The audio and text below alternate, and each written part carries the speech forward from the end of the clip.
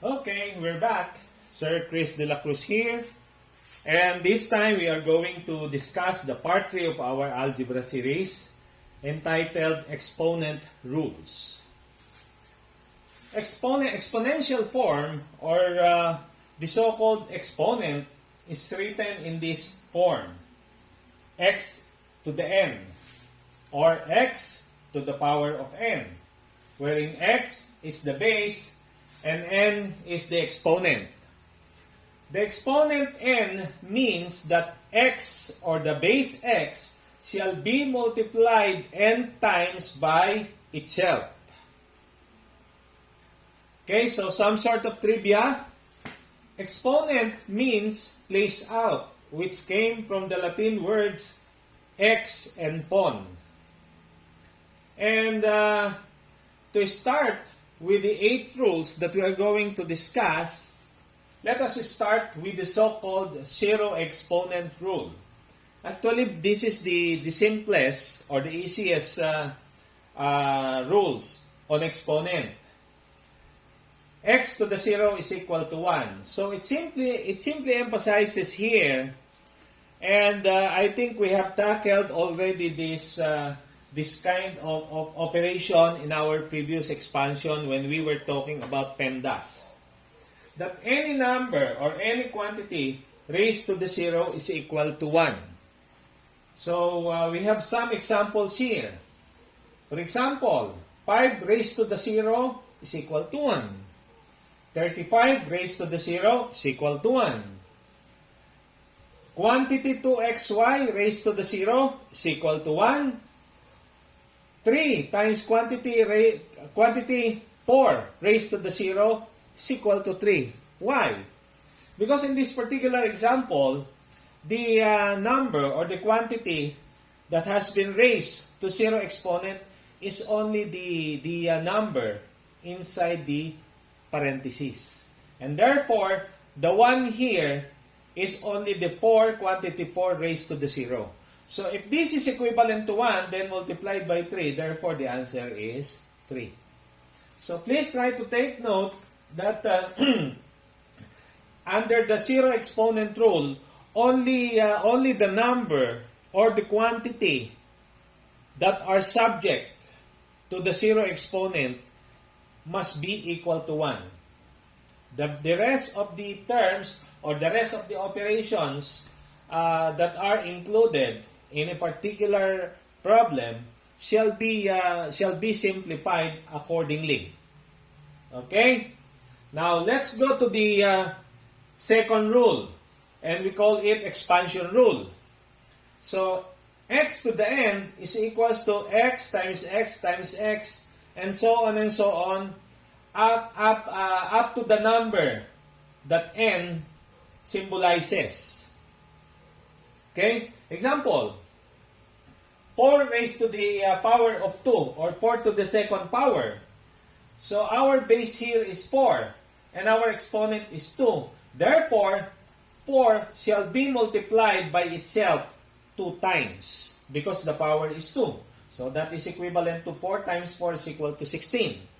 Then another example, 5 raised to the third power is equals to 5 times 5 times 5, because the law on exponent simply emphasizes that the exponent means that the base shall be multiplied by itself according to the number indicated in the exponent. And therefore, the answer is 125.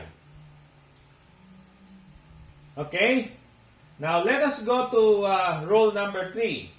And we call it power of a product rule, because we are talking here of a product between two numbers of same exponent.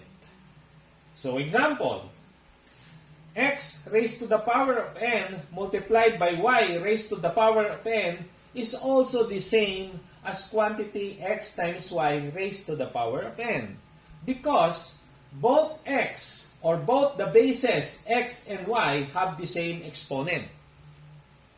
Okay?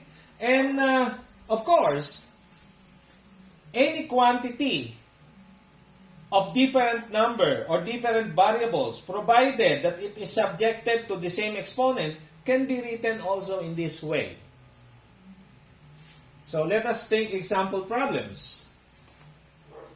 Quantity 5 raised to the second power times 3 raised to the second power, or can be written like this one, can be written like this one, because here we put here that our multiplication shall be given the following symbols: the open and close parentheses, the dot, or the x. But since there are several variables here that is being emphasized or symbolized by x, we are not going to use x as a symbol of multiplication. Okay? So let us continue. So this is 5 raised to the second power times 3 to the second power. And like as stated in the formula, different base but same exponent. Therefore, this is the same also as quantity 5 times 3 raised to the exponent of 2. So, by simplification, 5 raised to the power of 2 is 25, and 3 raised to the power of 2 is also 9. Therefore, 25 times 9 is equal to 225. Another example here is 4 times 6 raised to the second power. So, basically the same procedure, and therefore, 4 to the second power is equal to 16, and 6 raised to the second power is 36. 16 times 36 is equal to 576. Okay? So, another example here. 2x, quantity 2x raised to the second power times quantity 3y raised to the second power. It can be written like this one, since their exponents are the same. Therefore, 2x times 3y is equals to 6xy raised to the second power, and therefore 6, all the variables and number inside the parentheses is subject to the exponent of 2.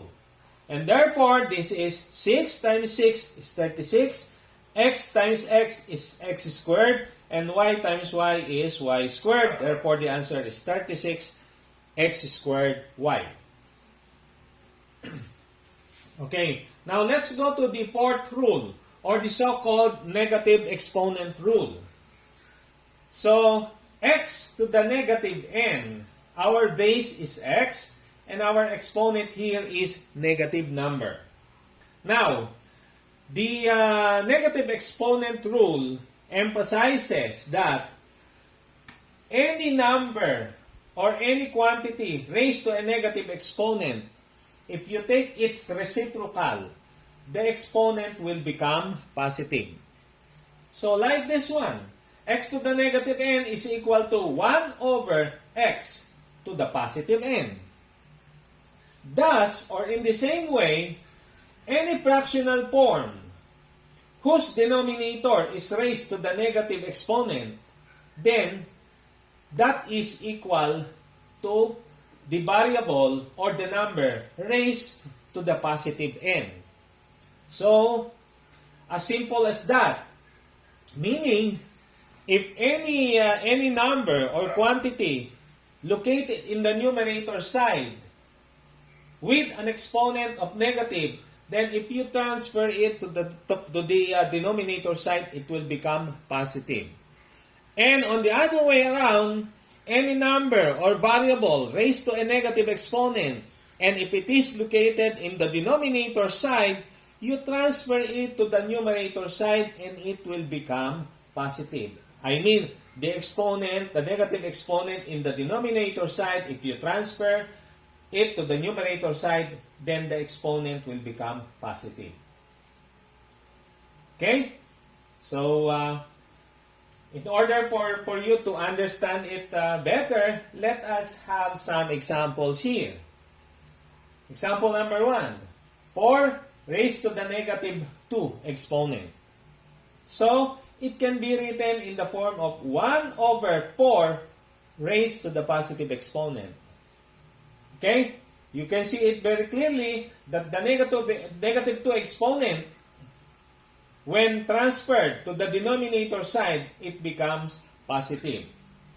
And therefore, if we are asked to simplify 4 raised to the negative 2 exponent, our answer should be 1 over 16. Okay?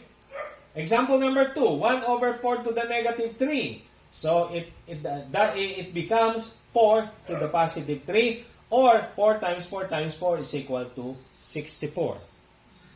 Then, another example. This is a very nice example because you can see it clearly what we do, or how we apply the negative exponent rule. X to the exponent of negative 3 over y to the exponent of negative 2 is equal to the y to the negative 2 is located in the denominator, and when we transfer it to the numerator side, it becomes positive. Then the x with a negative 3 exponent located in the numerator side, when we transfer it to the denominator side, then it becomes positive.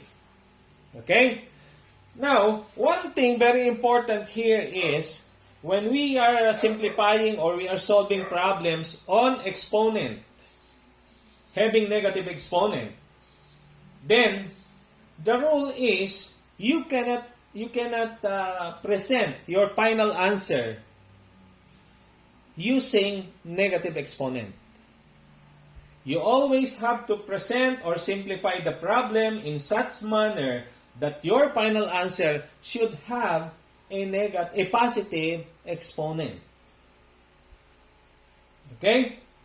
Or, regardless of its form, whether the answer is a whole number or a fractional form, then no negative exponent should appear in your final answer. Okay? So let's go to the next one. So number 5 is called multiplication rule. Okay? Because we are multiplying here x and x, or same bases but different exponent. X to the m times x to the n is equal to x raised to the sum of both exponent. So it's x to the m plus n. So to better understand this multiplication rule, let us have some examples here. X squared times x cubed is equals to x raised to the power of 2 plus 3. So we add the exponents of 2 x's here. And the answer is x to the 5th power. Another example, y raised to the negative 2 times y to the positive 3 is equals to y raised to the negative 2 plus 3. And therefore, the answer is y to the power of 1, or simply y. Another example, a squared times a to the negative 2. So, this is the same as a squared plus negative 2, and then that is 2 minus 2, and therefore, it appears that our exponent here becomes 0, and of course, the answer is 1. Using zero exponent rule, which is our exponent rule number 1. Okay? So, let's go to the 6th exponent rule, and we call it quotient rule. Well, some call it division rule. Okay, whichever is correct anyway. So, x raised to the m over x to the n. Now, there are two possible cases here. Case number 1 is if m, or the numerator, the exponent of our numerator is greater than the exponent of our denominator, then we have to use this formula. X to the m minus n. And again, this is applicable only if our m, or the exponent of our numerator, is greater than the exponent of our denominator. Now, how about if it is the other way around? How about if the exponent of our numerator this time is less than the exponent of our denominator? Then the resulting formula will be 1 over x raised to the n minus m. Okay? Now, to understand it better, let us have some examples here.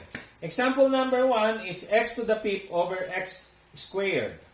Now, in this example number 1, it is very obvious that the exponent of our numerator here is greater than the exponent of our denominator, and therefore, we are going to apply case number 1, or formula number 1, which is x to the m minus n. And therefore, our answer would be x to the 5 minus 2, and the answer is x cubed. Again, we use this formula number 1 because this is a case of m is greater than n, or the exponent of our numerator is greater than the exponent of our denominator. Okay? How about example number 2? And this time, this is a case, or this is a problem of case number 2, wherein the exponent of our denominator is greater than the exponent of our numerator. That is why we are going to apply this formula. And the result is 1 over x to the 4 minus 2. And the answer is 1 over x squared. Okay? Well, actually, even in the absence of this, just this formula is enough. But the problem here is, if we have a given problem wherein the exponent of the denominator is greater than the exponent of the numerator, the answer that we will get here is a negative exponent. And in order to translate the negative exponent, we have to convert it using its reciprocal, and therefore the result will still be this way. Because like what I have said earlier when we were still discussing rule number 4, which is the rule on negative exponent, no answer in any exponential problem, no answer shall be presented in the final form with a negative exponent, and therefore if it happens that your answer is along your solution, it appears that your answer have a negative exponent, then you have to translate it into a positive exponent. And that is very simple. You just have to take its reciprocal. If the negative exponent happen to be at your numerator side, then take the reciprocal and then transfer it to the denominator side, and the exponent will become positive. Then, if it is located in the denominator side, transfer it, again, take the reciprocal of it, transfer it to the numerator side, and the exponent or the negative exponent will become positive. Okay? So, here are some more examples of this problem so that everybody can understand it more better. X to the negative 3 over x to the negative 4. Well, many of us get confused in terms of negative number. Well, I just want to make some sort of clarification that the higher the number of a negative, meaning that is the smaller. So, negative 4 is smaller than negative 3. That's why we are going to use formula number 1. Our formula number 1 is x raised to the m minus n. And our m is negative 3 and our n is negative 4 based on our formula. So therefore, this is the same as x raised to the negative 3. Why it becomes 4? Positive. Because minus negative 4, so minus becomes positive. And therefore, our final answer is x to the 1 power or simply x. Okay? So, example number 4. So, x squared over x to the negative 4. And again, since this one is positive and this is negative, so the numerator of our, the exponent of our numerator is greater than the exponent of our denominator. And therefore, this is the same as x raised to the second power minus negative 4. That's why it becomes positive. So, x raised to the 2 plus 4 is equals to x to the 6. Okay? So, we have another problems here, 5 and 6, which is actually case number 2, or falls on formula number 2, wherein our m is less than n. So, here, negative 3 is less than 2. That's why our answer here, we translate or we move the negative 3 to our denominator side. So that becomes 1 over x squared minus negative 3. That's why it becomes 2 plus 3. Or 1 over x to the 5th. Then another example here is a squared over a to the 3rd power. So, obviously, 2 is less than 3. That is why it is equal to 1 over a to the 3 minus 2, or simply 1 over a. Okay? Now, let us go to the 7th rule. Power of a power. Why power of a power? Because x has already a power, and then it is subjected again to another power. Okay? So, what is the answer in this particular formula? What is the equivalent of this? The equivalent of this is simply x to the m times n. We simply multiply the exponent or the two exponent. Example, x squared raised to the 3rd power. So that is simply x to the 3 times 2, or x to the 6. This one is x to the 0 raised to the 3rd power. So, x to the 0 is equals to 1. So, this is the same as 1 raised to the 3rd power. Okay?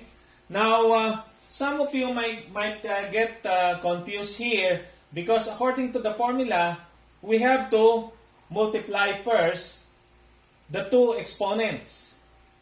Okay? And therefore, if we multiply the two exponents, it will become 3 times 0 is equal to 0. And x raised to the 0, and it is still 1.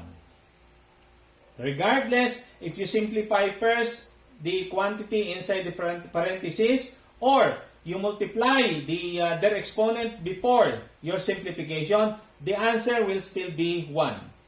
X to the 0 is 1. Raised to the 3rd power, that is 1. 0 times 3 is equal to 0. So, x raised to the 0 is still 1. Okay? So, here, it's the same. Basically, the same type of problem. The two exponents that we are going to multiply are equal to 0. So, therefore, x squared raised to the 0 is equals to 1. Okay, next problem. X to the negative 2 raised to the 3rd power. So, this is the same as x raised to the power of 3 times negative 2.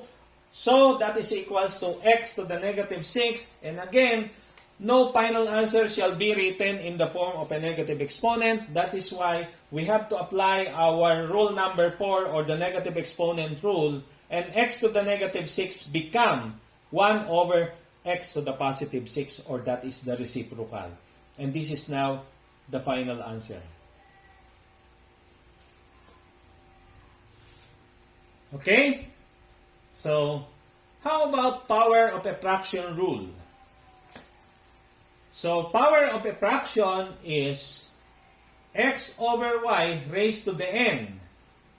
Since the fraction x over y is inside the bracket or inside the parentheses, and it is being subjected to an exponent of n, it simply means that both our numerator x and our denominator y will be subjected to the exponent or to the same exponent. And that is, or that can be written as x to the n over y to the n. Okay?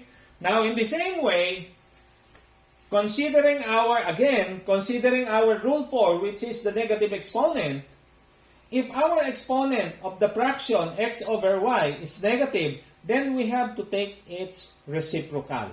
Okay? So, x over y is inside the bracket or inside the parenthesis raised to the negative n. Then, this can be written as x to the negative n over y to the negative n. And like what I have said, we don't have, or we shall not have any negative exponent in our final answer. So this can be written as you have to take the reciprocal of this. That is why there it is y and this is x. Now the exponent is positive n. Or we can write it as y raised to the n, x to the n. So if we are going to take a look at these two cases, this one is x to the n over y to the n because it has a positive exponent. But if it has a negative exponent, this will be in the form of its reciprocal. And x to the n over y to the n will become y to the n over x to the n. Okay? So, and to summarize this example, x to the n over y to the n if n is positive. And it will become y to the n over x to the n if n is negative. So to understand it better, let us try to have some examples here. So, example number 1. 2 over 3 raised to the third power is equals to 2 raised to the third and 3 raised to the third. 2 raised to the third power is 2 times 2 times 2 and that is equal to 8. 3 raised to the third power is 3 times 3 times 3 and that is equivalent to 8 over 27. So this is our final answer in this particular one. Now, how about here? How about taking the same problem or the same given? How about if the exponent is negative? So this will be written as 2 raised to the negative 3 and 3 raised to the negative 3. Again, in order to make the exponent positive, the numerator with the negative exponent, we write it in the denominator side. And the denominator with the negative exponent, we transfer it to the numerator side so the negative exponent will become positive. And therefore, this can be written this way and the answer is 3, our numerator is 3 times 3 times 3 and that is 27. And our denominator is 2 times 2 times 2 and that is equal to 8. Example number 2, another example. So basically the same procedure or the same pattern.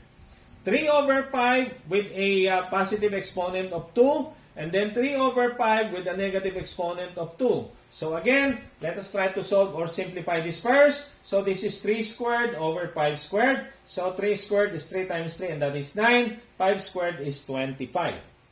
Now, let's go to the negative exponent. This is 3 raised to the negative 2, 5 raised to the negative 2.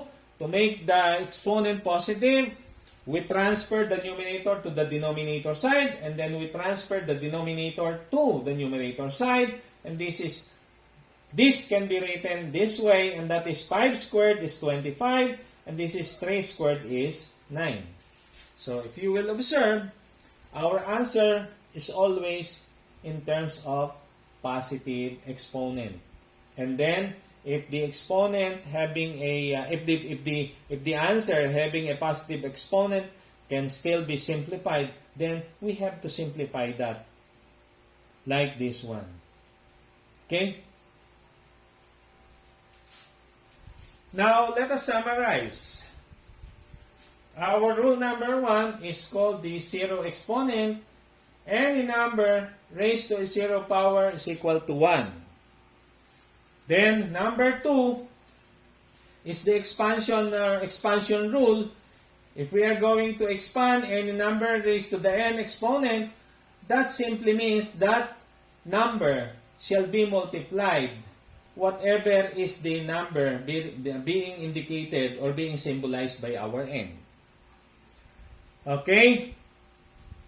The next or the third rule is our multiplication rule. Okay? So, meaning, if x is raised to the n, and the other number is also raised to the n, or same exponent, then it can be written as xy raised to the n, considering that they have the same exponent. Okay? Then our 4 is the so-called negative exponent rule. So the negative exponent, in order to translate the negative exponent to a positive one, then we simply have to take the reciprocal. And x to the negative n becomes 1 over x to the positive n. On the other way around, if the negative exponent is located in the denominator side, then you have to transpose it to the numerator side, and that negative n in the denominator side will become positive. Okay? And then, another rule is our rule number 5, or exponent rule number 5. And if we have same base, but different exponent, I'm sorry, this should be x, the x also, no? I'm sorry. So, meaning that if both bases are both x times x, I'm sorry, this should be x times x, not x times y. Okay? So, therefore, it should be x, simply x times m plus n. This y should not be here. Okay? So, please try to take note of the correction. Okay? And this is, in order to see that, or in order to verify it more clearly, let us go back to rule number 5. And this is it. Okay? So, rule number 5 is same base, x raised to the n times x to the n. So, both same bases, but different exponents. So, we have to just write x then, and then add the two exponents. Okay? So, that is, I just want to make that clear because I made some typographical error in writing our summary. Okay? So, y here should not be written anymore. It is simply x raised to the m plus n. Okay? Now, another rule number 6 is the quotient rule or division rule. So, x to the m over x to the n, this type of particular problem will become x to the m minus n if the exponent of the numerator symbolizes by m is greater than the numerator, or than the exponent of our denominator n. And on the other way around, if the exponent of our denominator being symbolizes by n is greater than the exponent of our numerator, which is symbolizes by m, then the formula will be like this. 1 over x to the n minus m, because m here is less than n. While here, our m here is greater than n. Okay?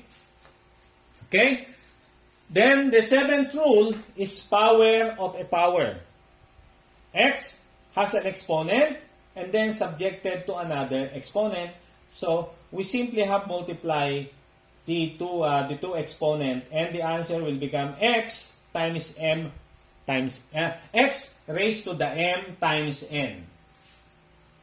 And there the next is the fractional exponent rule.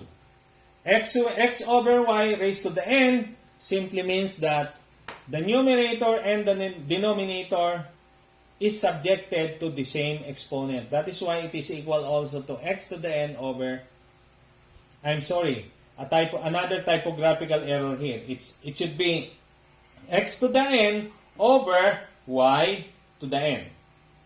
Okay?